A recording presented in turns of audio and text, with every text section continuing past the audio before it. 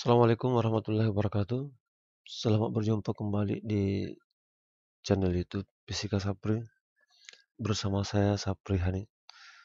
Pada kesempatan kali ini kita akan belajar tentang gerak parabola, yaitu materi fisika kelas 10 SMA.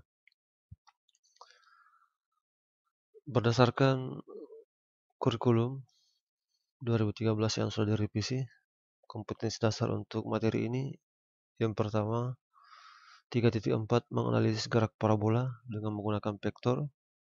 Berikut makna fisiknya dan penerapannya dalam kehidupan sehari-hari. 4.4 mempresentasikan data hasil percobaan gerak parabola dan makna fisiknya. Jadi pada hari ini kita akan membahas tentang gerak parabola. Nah, adapun indikator pencapaian kompetensinya yaitu menganalisis gerak parabola dengan menggunakan vektor berikut makna fisiknya. Nah, apa itu gerak parabola? Saya ingin berikan contoh kepada kalian bagaimana bentuk atau video tentang gerak parabola. Anda perhatikan bagus-bagus. Oke, ini kita lihat bagaimana pertandingan sepak bola dengan tendangan bebas dari Juninho Penar Bung Karno melengkung begitu indah sekali sehingga masuk di gawang lawan. Oke, berikutnya ini contoh saya berikan. Oke, ini contoh dari praktik dari sekelompok siswa yang melaksanakan gerak parabola dengan menggunakan air yang keluar dari selang. Ini juga merupakan contoh dari gerak parabola. 60 derajat. Oke. Dan saya kira mungkin masih banyak contoh dari gerak parabola yang lain dalam kehidupan kita sehari-hari. Nah, apa itu gerak parabola? Dan bagaimana gerak parabola itu bisa terjadi? Nah, kita lihat pada gambar di atas. Pada gambar di atas ini ada bola yang dilepaskan dari suatu kotak yang sama. Dua bola ini dilepaskan dari kotak yang sama, di mana bola yang satu dilempar horizontal dan memiliki percepatan ke bawah, sehingga bila bola dijatuhkan secara bebas akan sama atau tepat waktunya dengan bola yang dijatuhkan lurus atau vertikal ke bawah ini. Inilah merupakan contoh dari gerak parabola. Nah, bagaimana hal ini bisa terjadi? Menurut Galileo, dia menemukan satu ide yang sangat berguna dalam menganalisis suatu gerak parabola. Dia menyatakan bahwa kita dapat memandang gerak parabola sebagai gerak lurus beraturan pada sumbu X dan gerak lurus berubah beraturan pada sumbu Y, di mana bisa kita analisis secara terpisah. Setiap gerak ini tidak saling mempengaruhi, tetapi gabungannya tetap akan menghasilkan satu gerak parabola. Nah, sebagai contoh pada gambar di samping tadi ini, jadi bisa kita padukan bagaimana pada sumbu X-nya berlaku gerak lurus beraturan, sedangkan pada sumbu Y-nya berlaku gerak lurus beraturan. Mungkin bagaimana selanjutnya adalah bagaimana bentuk ini lintasan dari gerak parabola itu sendiri. Nah, kita lihat bagaimana gerak parabola. Jadi kalau ada peluru atau proyektil yang ditembakkan dengan sudut tertentu, maka dia akan membentuk suatu lintasan yang berbentuk gerak parabola yang modelnya seperti ini. Ini sampai kembali dan menyentuh tanah. Jadi yang bentuk sudut tertentu sebesar alfa ini. Nah, setiap pada lintasan kita lihat ini mulai daripada titik 0,0 sampai naik ke atas sampai mencapai titik tertinggi, di mana pada titik tertinggi kecepatannya sudah 0, kemudian bergerak ke bawah sampai peluru ini menyentuh tanah. Nah, gerak ini kita pisahkan pada sumbu X dan sumbu Y-nya. Nah, seperti yang saya sebutkan tadi bahwa pada sumbu X-nya akan berlaku gerak lurus beraturan, sedangkan pada sumbu Y-nya berlaku gerak lurus berubah beraturan. Nah, kemudian ini ada percepatannya sebesar minus G mengarah ke bawah. Oke, baik, bagaimana persamaannya? Jadi saya kira sudah sangat jelas. Kemudian ini adalah R, titik terjauh yang ditempuh oleh peluru tadi dalam membentuk gerak parabola. Itu. Nah,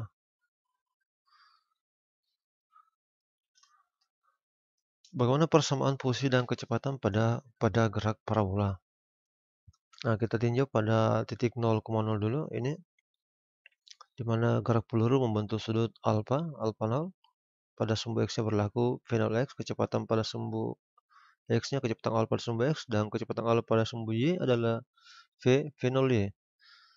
Nah, berdasarkan perbandingan trigonometri, kita peroleh bahwa cos alpha sama dengan V0 X per V0 ini.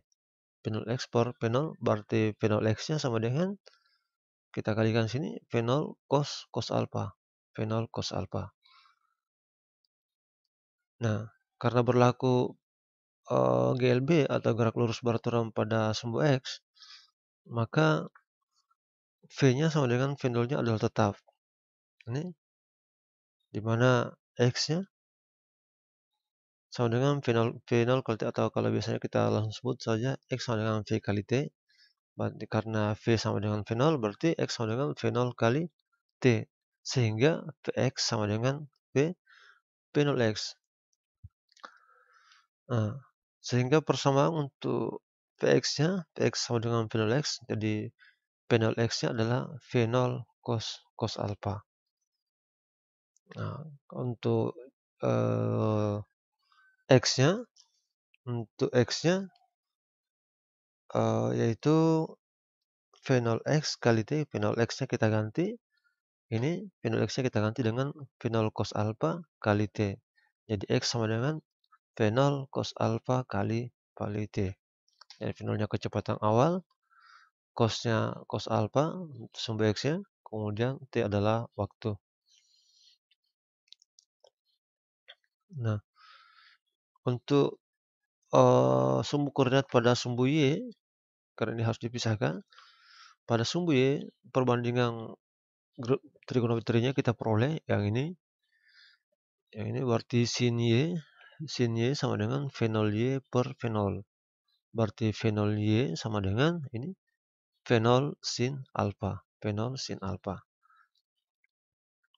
Nah, pada sumbu Y berlaku persamaan GLBB, gerak lurus berubah beraturan.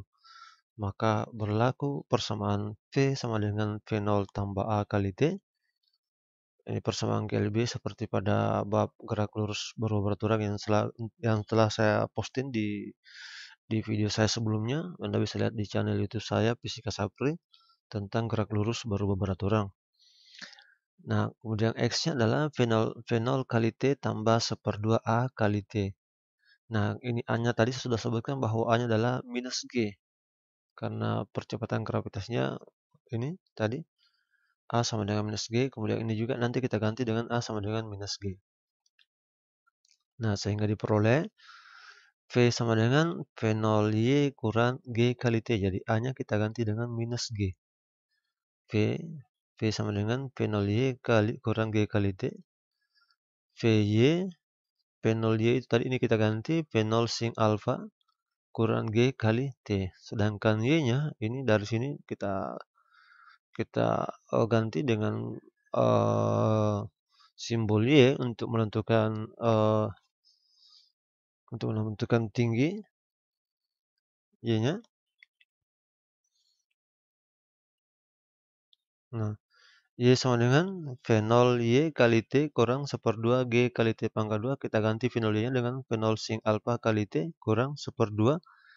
Nah, ini tadi kita ganti A dengan minus G ya. Makanya menjadi minus ini 1/2 G kali T pangkat 2. Itu.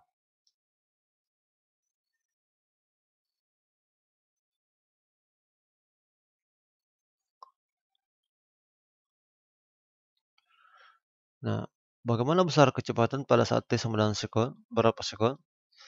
Nah, besar kecepatannya kita gabungkan antara Vx dengan V-nya, jadi besar kecepatan secara keseluruhan dari gabungan Vx dan V-nya, V sama dengan akar Vx pangkat 2 tambah Vy pangkat 2.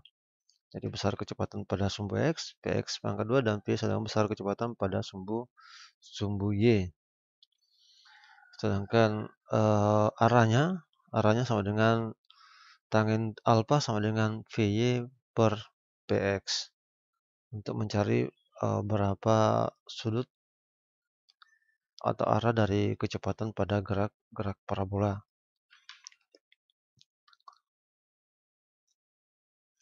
Oke, selanjutnya untuk ada beberapa strategi atau trik pemecahan masalah pada gerak parabola jika seandainya kalian mendapatkan satu soal tentang gerak parabola, maka harus diperlukan satu trik supaya kalian gampang untuk menyelesaikan soal-soal tersebut.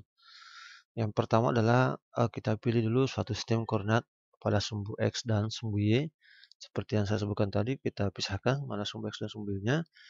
Kemudian yang kedua, diuraikan vektor kecepatan awalnya V0 X-nya pada X dan Y. Jadi kita uraikan V0 X-nya berapa dan V0 Y-nya berapa. Kemudian perlakuan gerak horizontal dan vertikal secara terpisah. Jadi pisahkan mana gerak horizontalnya dan mana gerak vertikalnya. Kemudian ikuti penyelesaian soal dengan gerak lurus beraturan GLB-nya untuk gerak horizontalnya, yaitu pada sumbu X ya, dari gerak parabola tersebut. Dan penyelesaian soal untuk percepatan tetap atau GLBB untuk gerak vertikalnya, itu pada sumbu Y dari gerak parabola. Oke, kita lihat contoh soal. Contoh soal dari gerak parabola. Oke, seorang anak melempar batu dengan kecepatan 10 meter per sekon dengan arah membentuk sudut 30 derajat terhadap tanah, di mana sin 37 sama dengan 0,6. Tentukanlah kecepatan dan posisi batu setelah 0,5 detik, 0,5 sekon, di mana percepatan gravitasi bumi adalah 10 meter per sekon pangkat 2. Oke, kita jawab sama-sama ya. Di mana kecepatan awal berarti V0, 10 meter per sekon. Kemudian sudut elevasinya alfanya 37 derajat, di mana sin 37 adalah 0,6, cos 37 adalah 0,8. Selanjutnya percepatan gravitasi adalah 10 meter per sekon pangkat 2. Dan waktunya T, waktu itu adalah T 0,5 sekon.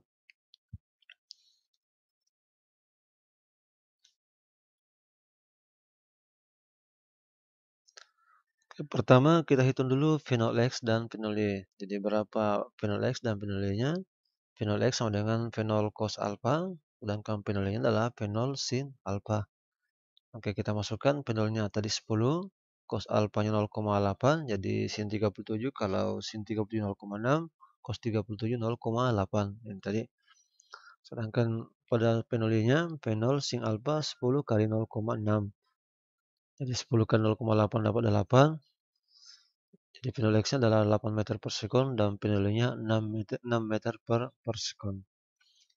Selanjutnya kita hitung berapa Vx-nya dan V-nya. Vx-nya sama dengan V0 X, berarti Vx-nya tetap ya. Vx-nya tetap itu 8 dari V0 X ya. Jadi, sedangkan V-nya sama dengan V0 Y kurang G kali T. Nah, tadi kita ganti A-nya dengan minus G ya. Makanya sebenarnya V0 tambah G kali A kali T ya. Kita ganti dengan minus G. Jadi 6 kurang 10 kali 0,5. 6 kurang 10 kali 0,5 itu 5. 5 ya. Sorry. 10 kali 0,5 adalah 5, berarti 6 kurang 5 dapat 1. Bukan 5 di sini, tapi 1. 1 meter per sekon. Selanjutnya yang ketiga adalah kita hitung besar kecepatan dan arah kecepatannya. Ini paling penting berapa, ini tujuan akhirnya kita untuk mencari besar kecepatan seperti persamaan tadi, V sama dengan akar Vx pangkat 2 tambah Vy pangkat 2. Vx-nya adalah 8, P-nya 1, berarti 8 pangkat 2 tambah 1 pangkat 2. Berarti akar 64 tambah 1, yaitu akar 65 meter per sekon. Kemudian untuk arahnya, tangent alfa sama dengan PY per PX-nya. Tangent alfa sama dengan P-nya 1, PX-nya 8, berarti 1 per 8. Berarti tangent alfa adalah 0,125. Berarti alfa sama dengan arcus tangent 0,125. Ini arcus tangent 0,125, yaitu sebesar 7,1 derajat. Jadi besar kecepatannya itu sebesar akar 65 meter per sekon dan membentuk sudut 7,1 derajat terhadap tanah. Nah, ini sudah selesai persoalan kita yang pertama, besar kecepatan dan arahnya. Selanjutnya kita ingin tahu berapa posisinya. Nah, posisi batu tersebut setelah berada pada waktu 0,5 sekon. Nah, ini posisi batu saat 0,5 sekon. Jadi kita harus mencari titik koordinat pada X dan Y setelah 0,5 tadi. X-nya sama dengan P0X kali T. Berarti X-nya sama dengan P0X tadi sudah kita dapat 8 kali 0,5, yaitu 4. 8 bagi 2 ya. 8 kali 0,5 atau 4. Jadi 4 meter. X-nya 4 meter. Sedangkan Y-nya sama dengan P0Y kali T kurang 1/2 G kali T pangkat 2. Ini T pangkat 2 ini. Bukan kali 2. T pangkat 2. 6 kali 0,5 kurang 1/2 kali 10. G-nya 10. T-nya 0,5 pangkat 2. 6 kali 0,5 itu dapat 3. Ini 3. Kurang 1/2 kali 10. Jadi 10 bagi 2 dapat 5. 0,5 pangkat 2 adalah 0,25. Oke, jadi kita lanjutkan. 3 kurang 5 kali 0,25 dapat 1,25. Berarti Y sama dengan 1,75. Nah, kedudukan batu setelah 0,5 sekon tadi, yaitu pada sumbu X-nya 4 meter dan pada sumbu Y-nya 1,75 meter.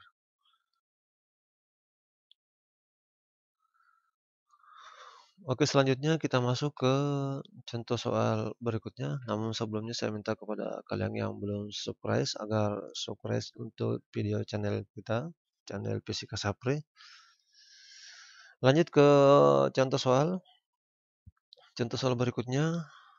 Ini sebuah pesawat SAR tim penolong ini menjatuhkan sebuah paket ransum darurat kepada sekelompok penjelajah yang terdampar.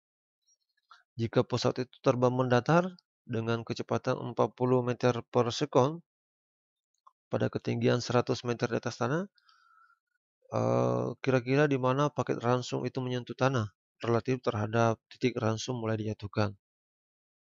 Nah, ini kita lihat gambarnya. Ini ada pesawat ketinggiannya 100 meter di atas tanah, kemudian kecepatan 40 meter per sekon terhadap sumbu X-nya akan menjatuhkan paket bantuan ransum atau makanan ini di sekelompok penjelajah. Kira-kira di mana jatuhnya ini? Pada titik berapa meter ini jatuhnya kira-kira?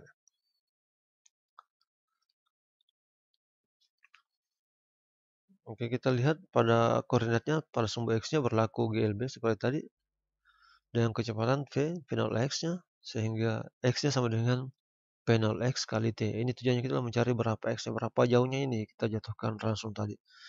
P0X kali T di mana P0X-nya 40, jadi X-nya sama dengan 40 kali T. Nah, ini T-nya belum ditahu berapa kira-kira waktunya untuk sampai ransum ini ke bawah.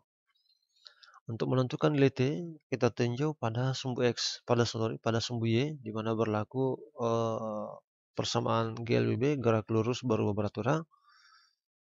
Ini di mana A sama dengan A minus G tadi, sehingga berlaku persamaan Y sama dengan P0Y kali T kurang 1/2 G kali T pangkat 2. Nah, pada posisi ini P0Y sama dengan 0. Jadi kecepatan pada sumbu Y-nya dipertahankan, tidak naik ke atas lagi. Kemudian Y-nya adalah min 100 di bawah pada sumbu X ya. Ini. Maka berlaku persamaan. Oke, ini kita masukkan Y-nya minus 100 sama dengan ini 0 kurang 1/2 G-nya 10 T pangkat 2. Ini kita cari T-nya berapa. Minus 100, 10 bagi 2 dapat minus 5. T pangkat 2, berarti T pangkat 2 sama dengan 100 bagi 5. Jadi T pangkat 2 sama dengan 20, berarti T sama dengan akar 20 sama dengan 4 kali 5 ya. Jadi akar 4 kali akar 5, akar 4 sama dengan 2, akar 5 tetap. Jadi akar di mana dapat 2 akar 5 ya, saya ulangi lagi. Jadi T pangkat 2 sama 20, berarti T sama dengan akar 20. Akar 20 itu didapat dari akar 4 kali akar 5, gitu. Jadi akar 4-nya sama dengan 2, tetap akar 5-nya tetap. Jadi T sama dengan 2 akar 5 skor. Karena T-nya kita sudah dapat, sekarang kita masukkan di persamaan di atas ini. Berarti diperoleh X sama dengan 40 kali T, berarti 40 kali 2 akar 5. Kita masukkan 2 akar 5 T-nya, berarti 80 akar 5. Akar 5 itu sebesar 2,23, jadi kalikan dengan 80, maka sekitar 179 meter.